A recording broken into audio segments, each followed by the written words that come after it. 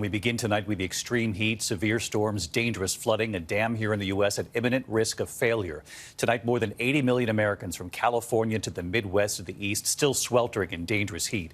There are states of emergency with rivers still rising, and in the East, dangerous rip currents. In New York City, authorities believe 2 teenage boys were swept out to sea. Tonight, those heat alerts from California to Minnesota to Florida, triple-digit temperatures and the heat index when you factor in humidity well above 100 for millions. A disaster emergency in western Iowa. Look at this. Hundreds of homes underwater tonight.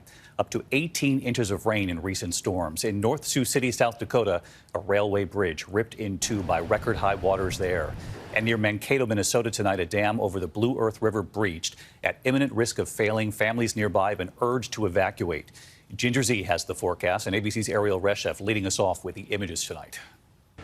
Tonight, record-breaking floods threatening to burst a dam. Days of rain crippling communities in the upper Midwest. The Rapidam Dam near Mankato, Minnesota, in the southern part of the state, at risk of imminent failure. Authorities warning residents along the Blue Earth River to be ready to evacuate. The danger coming after days of storms dumped up to 18 inches of rain in some spots, sending rivers over their banks, engulfing whole neighborhoods and destroying crucial infrastructure. Our Melissa Adan outside Sioux City, Iowa. This railway bridge ripped apart by that raging river. You see the gushing water. Officials say it crested at 45 feet. That's historic levels, forcing many that live nearby to evacuate. Iowa's governor says nearly 2,000 homes and businesses sustained damage, hundreds destroyed.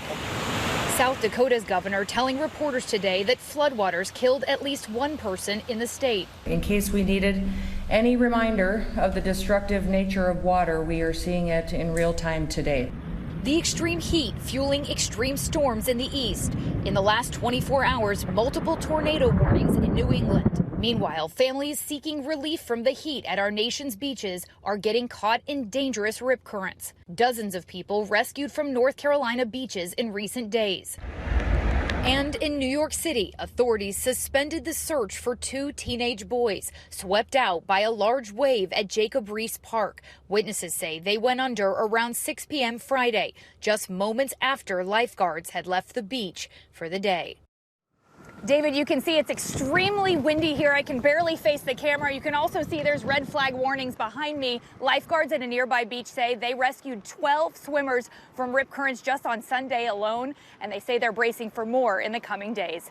David? Ariel Reshef reporting in from Brighton Beach. Ariel, thank you. Let's get right to Chief Meteorologist Ginger Z back with us tonight with the forecast. Hi, Ginger.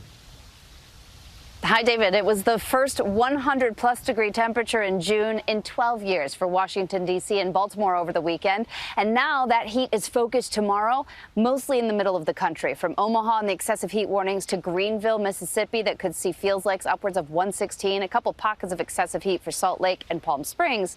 But the risk area is really focused again along that Florida panhandle back to Little Rock. And a big part of that's not just the afternoon highs or the feels likes when the sun is out, but when you are asleep and how warm it stays. We could see some record overnight low highs, if that makes any sense to you. Also, yes, riding along that ridge and with some frontal action, a low pressure system tonight, you could see a derecho or at least a long line of storms with embedded or isolated tornadoes, mostly a 70-plus mile-per-hour wind possible. Southeastern Minnesota, much of southwestern Wisconsin, all the way down to Milwaukee and Chicago by early morning. And finally, these are the next 2 days for severe weather. David? Ginger Z with us again tonight. Ginger, thank you.